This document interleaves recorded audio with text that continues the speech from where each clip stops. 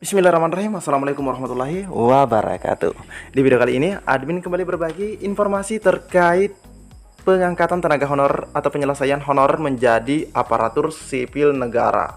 Nah, di sini kami akan informasikan kepada rekan-rekan semua terkait perpanjangan. Jadi ada perpanjangan atau tambahan waktu untuk pengusulan kebutuhan formasi ya CASN tahun 2023. Dan untuk K2, nah, di sini ada juga informasi spesifik buat teman-teman K2.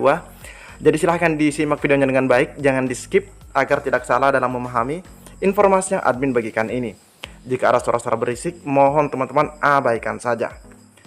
Oke, tanpa berlama-lama, kita lanjut saja ke info intinya.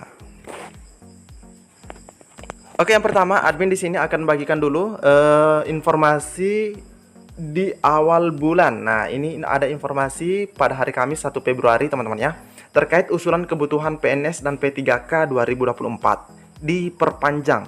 Jadi ada perpanjangan ya, yang sebelumnya sampai 31 Januari itu diperpanjang, dan ini 3 permintaan BKN. Nah, permintaan inilah yang wajib teman-teman ketahui. Nah, teman-teman ya. Oke, kita coba scroll. Usulan kebutuhan PNS dan P3K akhirnya diperpanjang.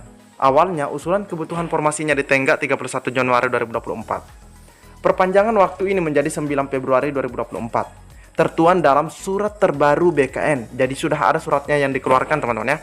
Itu diperpanjangnya sampai dengan tanggal 9 Februari. Surat nomor 850 sekian 2024 yang tertanggal 31 Januari 2024 yang ditandatangani oleh Deputi Bidang Mutasi Kepegawaian atas nama PLT Kepala BKN yaitu Bapak Haryomo Dwi Putranto, berisi tentang, nah ini ya, perpanjangan batas waktu penyampaian usulan kebutuhan ASN tahun 2024 melalui CASN. Layanan perencanaan kebutuhan ASN. Dalam surat tersebut ada 3 poin tentang perpanjangan batas waktu penyampaian usulan kebutuhan PNS dan P3K yang awalnya ditenggak 31 Januari 2024. Yang pertama, instansi pusat dan daerah, provinsi, kabupaten, kota yang sampai saat ini belum menyampaikan usulan peta jabatan dan informasi jabatan melalui CASN. Jadi ini nama aplikasinya ya, CASN, layanan perencanaan kebutuhan ASN, agar dapat menyampaikan data sebagaimana dimaksud paling lambat Jumat 9 Februari rekan-rekan ya, Jumat 9 Februari. Kedua, penyampaian usulan peta jabatan dan informasi jabatan melalui CASN, layanan perencanaan kebutuhan ASN bertujuan untuk, nah ini, mengetahui jumlah dan jenis jabatan sesuai skala prioritas. Nah, jadi ini ya, untuk mengetahui jumlahnya dan jenis jabatan apa saja yang sesuai dengan skala prioritas yang dibutuhkan organisasi berdasarkan ANJAP atau analisis jabatan dan analisis beban kerja alias ABK. Nah, jelas ya. Di poin ketiga, dalam surat tersebut menyatakan bahwa usulan peta jabatan dan informasi jabatan yang telah disampaikan melalui CASN, layanan perencanaan, akan dilakukan perval alias verifikasi dan validasi oleh BKN untuk digunakan sebagai bahan usulan rincian formasi pada pengadaan ASN tahun anggaran 2024 teman-teman ya. Nah, itu sebagai dasar, jadi akan diverifikasi lagi. Terbitnya surat BKN tersebut direspon positif sebagian besar honorer. Mereka bergembira karena masih ada waktu untuk mengajukan usulan kebutuhan. Jadi teman-teman, kalau misalnya tahu daerahnya belum mengajukan atau mengusulkan, nah silahkan dikawal teman-teman ya, apa saja yang akan diusulkan. Alhamdulillah dengan adanya surat ini, kami Tendik masih punya kesempatan untuk, nah ini, mengusulkan kuota dan formasi P3K teknis 2024 kepada Pemda. Ini disampaikan oleh Sitrisno kepada media gpnn.com kemarin teman-teman ya, pada tanggal 1 Februari. Diharap honor Tendik di daerah yang belum sowan Dia berharap honor tendik di daerah yang belum soang ke Pemda agar segera kembali merapat. Lakukanlah pendekatan persuasif dengan Pemda agar kuota yang disiapkan pemerintah bisa maksimal. Nah, ini juga ada himbauan kepada teman-teman yang lain. Kuota P3K 2024 untuk instansi daerah sebanyak 1,3 juta lebih. Semoga ini bisa dimaksimalkan. Apalagi formasi P3K teknis 2024 paling banyak sebanyak 500.000.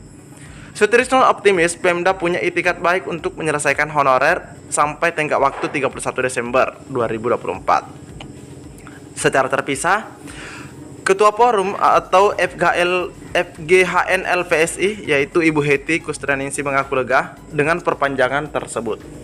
Itu berarti daerah masih ada waktu mengusulkan formasi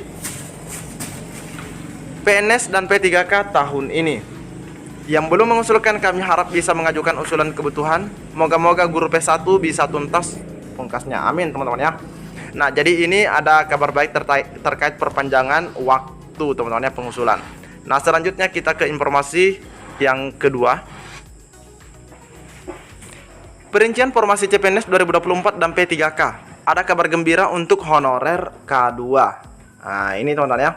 Ini informasinya 2 Februari ya. Pemerintah Kota Mataram, yaitu Provinsi NTB, sudah mengusulkan jumlah formasi CPNS 2024 dan P3K kepada Kementerian atau Kemenpan RB. Sekda Kota Mataram, lalu Alwan Basri menyebutkan jumlah formasi CPNS dan P3K sebanyak 685. Jumlah 685 formasi yang diusulkan tersebut berdasarkan Anjap dan ABK yang sudah dituntaskan. Jadi kami tidak asal-asalan mengusulkan formasi tersebut dan usulan itu sudah kami sampaikan per 31 Januari sesuai batas akhir yang ditetapkan Kemenpan. Diperinci, dari 685 formasi diusulkan itu terbagi menjadi 102 formasi CPNS 2024 dan 583 untuk P3K. Untuk formasi CPNS ada 102 terdiri dari 80 formasi untuk teknis, 9 formasi untuk tenaga pendidik atau guru, dan ada 13 formasi untuk tenaga kesehatan. Sedangkan yang 583 terdiri dari untuk P3K ya, terdiri dari THK2 341, 59 untuk non THK2 atau selain THK2 itu 96 formasi guru dan nakes 87. Sementara terkait dengan jumlah CPNS guru lebih sedikit dibandingkan P3K. Sekda mengatakan usulan P3K guru mengakomodir jumlah guru yang pensiun di Kota Mataram pada tahun 2024 teman-teman ya. Formasi 96 guru di P3K sesuai jumlah yang pensiun, sedangkan formasi guru CPNS 9 orang itu untuk yang lulusan baru. Kami akomodasi sesuai petunjuk dari kementerian. Nah, itu teman-teman jadi untuk fresh graduate. Sedangkan terkait THK2 dan non THK2 yang cukup banyak diusulkan di formasi P3K, Alwan mengatakan tenaga non ASN K2 di Kota Mataram jumlahnya ribuan. Namun usulan pengangkatan harus tetap secara bertahap sesuai prioritas. Dalam hal ini pemerintah Kota Mataram sudah melakukan perhitungan sehingga proses penetapan formasi ini lumayan lama. Pertama, kami pertimbangkan dari jumlah SDM yang sekarang, termasuk terakhir itu disesuaikan dengan anggaran. Karena itulah kami berani mengusulkan 685 formasi. Intinya, pemerintah dari Kota Mataram, teman-teman ya, ini sudah menyiapkan anggaran untuk 685 formasi. Itu sudah termasuk untuk PNS. Nah, bahkan untuk guru juga direkrut, yang mana itu ditujukan kepada fresh graduate teman-teman ya, atau lulusan baru. Oke, mungkin cukup sampai di sini. Assalamualaikum warahmatullahi wabarakatuh.